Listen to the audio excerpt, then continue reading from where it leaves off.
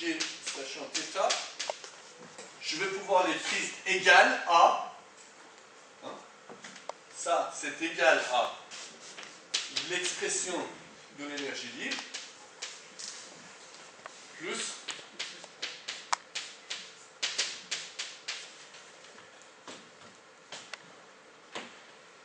ce qui signifie quoi? Ce qui signifie que je peux dire que le logarithme de P de G sachant θ est toujours supérieur ou égal à ça. Pourquoi? Je peux écrire ça? Parce que cette distance est toujours positive. Au mieux, c'est 0. Donc si c'est 0, c'est égal. Si c'est positif, forcément l'autre côté est toujours supérieur à l'autre côté. D'accord? Ça, la conclusion, c'est K, KL est toujours positif.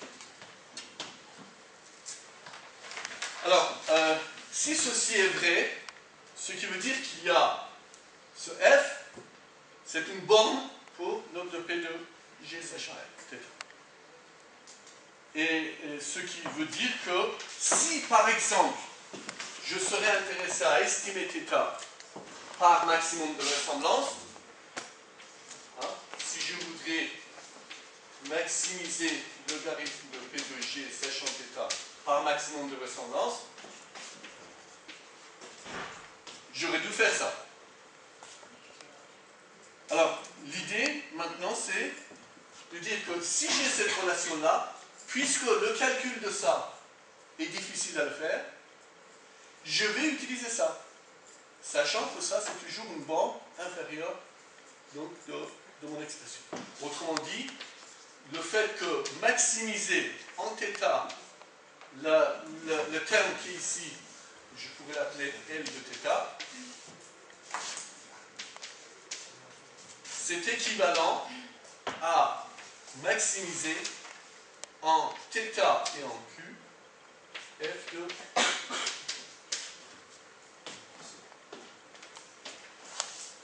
Je voudrais bien que vous compreniez bien donc l'enchaînement de raisonnement. Après, bon, la suite est très très simple.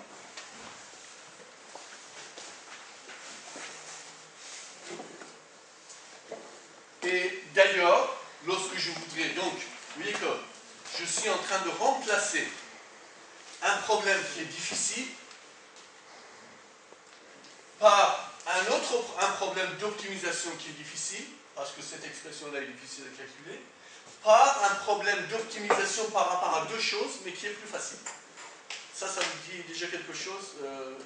La semaine dernière, on avait parlé des algorithmes semi-quadratiques. Vous avez vu qu'il y avait un critère qui était non quadratique qu'on cherchait à estimer par rapport à f. On l'a transformé en une suite d'optimisation par rapport à deux variables dont, lorsque l'un était fixé, l'autre était quadratique, et par rapport au deuxième, était facile de trouver l'expression.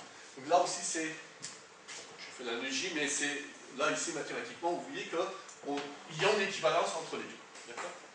Et donc, plutôt que de résoudre ce problème-là, je vais essayer donc de résoudre ce problème-là, et je sais que, puisque f ici est une borne pour log de G sachant θ, si je continue donc cette procédure d'optimisation, je vais arriver au même résultat. Excusez-moi. Oui.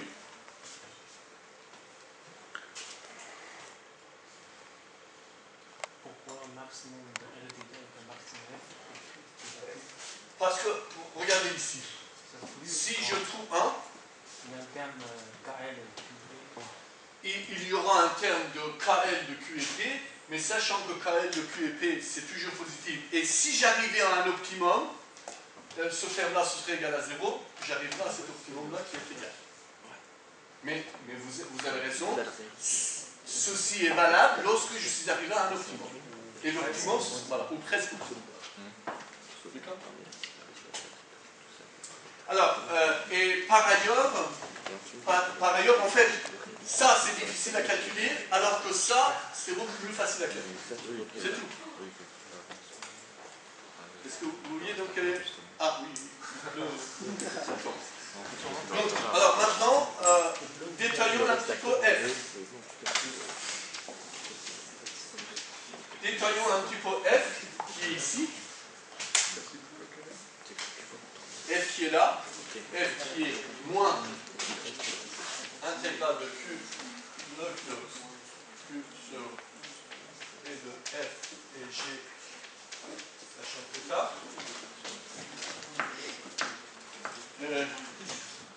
Si je continue, je vais avoir moins intégrale de Q de Q. Donc ça c'est l'entropie. Alors l'entropie on met normalement H. Vous vous souvenez donc du mot entropie. L'intégrale de n'importe quelle densité multipliée par le logarithme de cette densité intégrale par rapport à la variable, on appelle l'entropie. Et ensuite j'ai Q log de Q intégrale. Et après j'ai Q log de moins, avec le moins ça s'en va, ça fait plus. Et ici, je vais utiliser la notation de tout à l'heure, logarithme de P2, F et G. Et ici par rapport à Q. C'est juste le jeu d'écriture. Hein, que je peux d'ailleurs, de nouveau, écrire H de Q, plus, ici, de nouveau utiliser P de F et G, P de F sachant G multiplié par P de G, que je pouvais l'utiliser ici.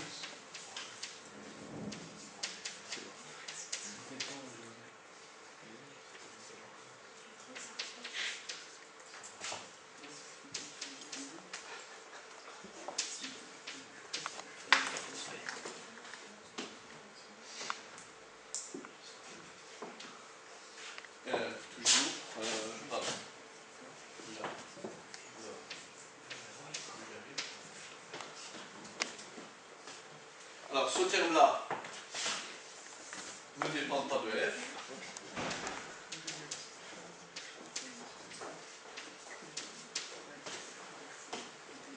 Et tout de suite, on voit que maintenant, si je décompose cette optimisation-là en deux étapes, par rapport à P, par rapport à Q, par rapport à θ, j'obtiens un algorithme qui me permettrait d'atteindre le résultat que je voudrais pour choisir θ. Alors, comment ça fonctionne? Mais le fonctionnement, c'est que l'optimum, à votre avis, si j'arrive à un optimum, Q, ce serait égal à quoi? L'optimum, d'après la définition même qui était ici, parce que regardez le cheminement, si j'arrivais à un optimum, Q, ce serait égal à ça. Donc, l'optimum, si j'y atteins, ce serait Q égale P de F, ça changerait.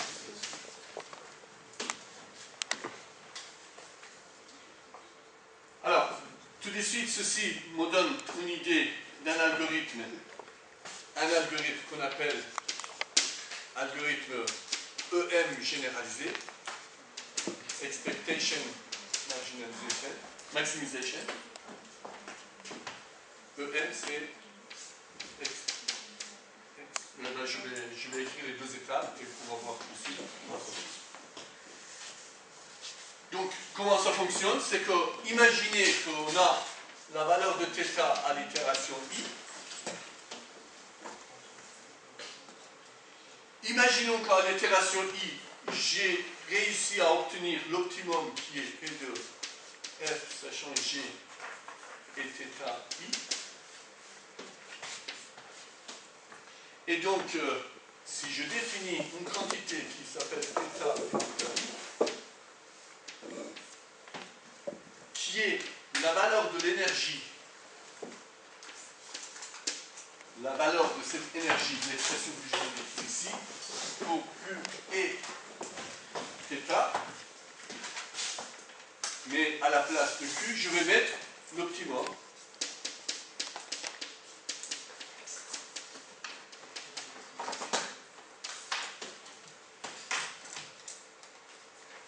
Autrement dit, puisque la valeur de si on regarde qu'est-ce qu'il reste là-dedans, ce terme-là ne dépend pas de θ, ce terme-là ne dépend pas de f, il va rester seulement ça. Parce que l'étape d'après, ce serait θ à l'itération i plus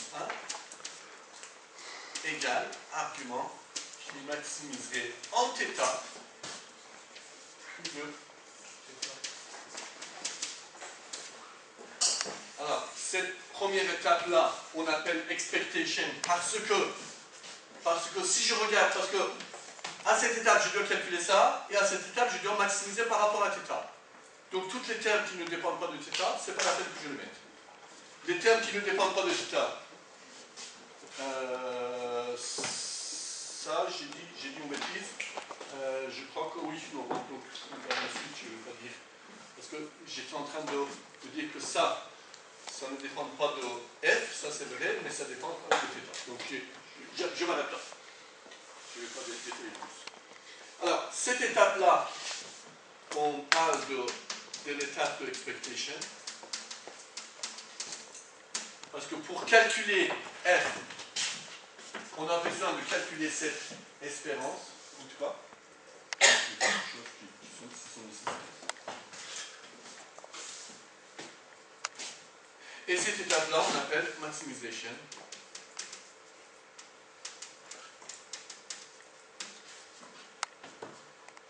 Et alors ensuite, lorsqu'on voudrait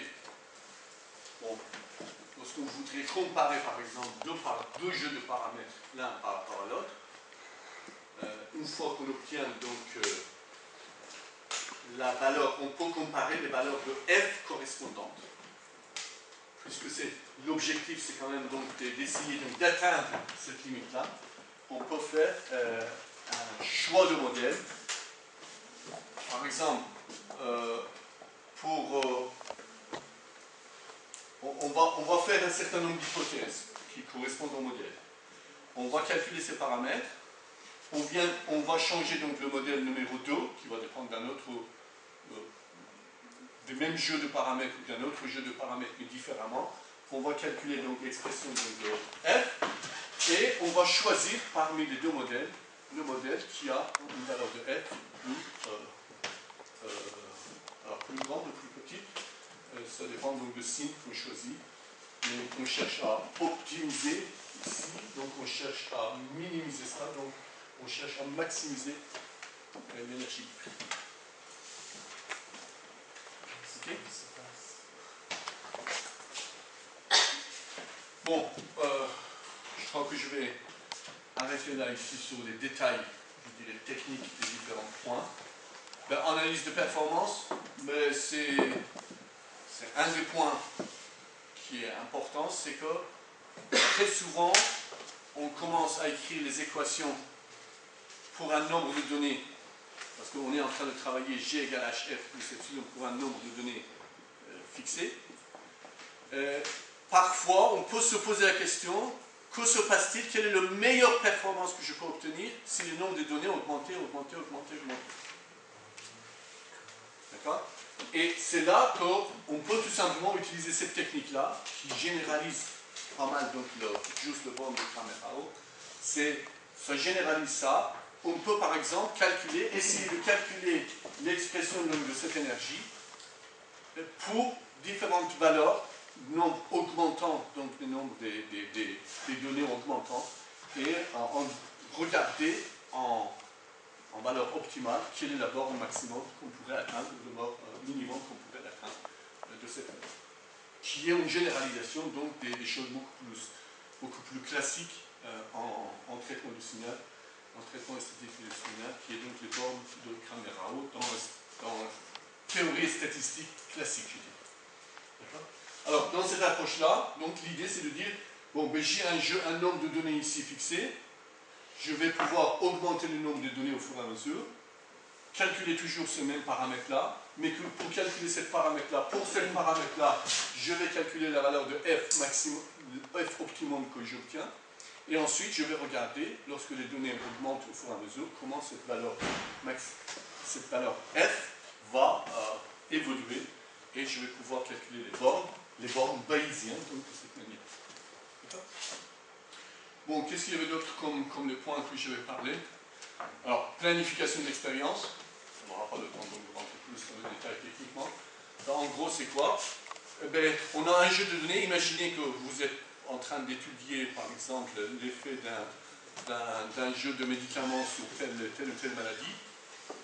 Et une des questions qu'on vous posera, c'est si vous deviez, parce que premièrement, chaque expérience, ça va coûter cher, et en plus, surtout s'il s'agit donc sur l'homme, on vous posera la question, le prochain mesure que vous allez faire, quelle va être la prochaine mesure que vous allez faire pour que le résultat que vous obtenez soit le meilleur possible. D'accord? Autrement dit, vous avez fait déjà un certain nombre d'expériences sur la malade en question, vous avez fait déjà un certain nombre de mesures que vous avez faites jusque-là. Vous avez un jeu de données, vous avez estimé les paramètres, etc. Donc, vous avez fait pas mal de choses jusque-là. Une des questions essentielles dans pas mal des compagnies pharmaceutiques qui sont intéressées dedans, c'est de dire, bon, quelle va être l'étape suivante? C'est ça le mot planification d'expérience. Si on vous dit, vous avez droit encore à faire 2 autres essais sur cette malade, quels vont être les 2 autres, ou un seul essai déjà? Quelle va être la prochaine mesure que vous devez faire de manière optimale? Ça, c'est le problème de planification d'expérience, qui va être donc, la suite de ces classes. Autrement dit, vous voyez, vous avez fait déjà un certain nombre de mesures jusqu'à l'heure de n, vous faites plein de calculs, vous obtenez donc un certain nombre de résultats, vous obtenez un certain nombre de paramètres, et là, maintenant, la question c'est, il faudra définir évidemment un critère de performance sur ces paramètres. Ça dépendrait donc de domaine d'application. Et ensuite, la question c'est, si maintenant je serais amené à faire une mesure supplémentaire, évidemment, avec cette mesure supplémentaire, vous allez pouvoir refaire les calculs. Et ensuite, la question se pose, c'est comment faire cette mesure supplémentaire, ou quels sont les paramètres, ou quelles sont les variables qu'il faudra mesurer pour avoir le meilleur performance. Ça, c'est la question donc, de planification d'expérience. Et surtout, ces genres de méthodes bayésiennes est extrêmement utilisé parce que, par exemple, dans le domaine de pharmacologie, ou dans le domaine de biologie, ou dans le domaine de l'environnement, les nombres de données qu'on peut disposer, c'est extrêmement faible. Alors, contrairement au traitement d'image, où on a un très grand nombre de données, et on a pas mal de problèmes d'ordre calculatoire, dans pas mal d'autres domaines, le nombre de paramètres, le nombre de variables sont souvent beaucoup plus faibles, mais par contre, on n'a pas non plus beaucoup de données. Et les données, chaque mesure coûte énormément. Et si chaque mesure coûte énormément, c'est pas comme on prend une photo et on a 1024 par 1024 points de mesure. Là, c'est complètement l'opposé. C'est chaque point de mesure peut coûter énormément cher. Et donc, la question se pose effectivement, comment faire la planification d'expérience. Bon, j'espère que vous avez les outils nécessaires. Je vous ai donné donc les outils nécessaires pour pouvoir aborder les différentes problématiques qui soient dans le domaine de traitement du signal, traitement d'image, toutes les techniques d'imagerie et aussi, je dirais de manière générale, faire de l'inférence sur tel ou tel paramètre dans telle ou telle expérience. En principe, enfin j'espère, que j'ai réussi à vous donner donc les outils qui sont nécessaires, ou en tout cas les vocabulaires qui sont importants pour pouvoir mener ensuite un travail de recherche par vous-même. Et vous verrez que, bon, déjà dans les articles que je vous ai donnés, tous ces éléments-là que j'ai évoqués un petit peu partiellement, surtout pendant ces 2 derniers cours, vous allez retrouver à l'intérieur des articles en plus de d'autres. Alors, pour finir, j'ai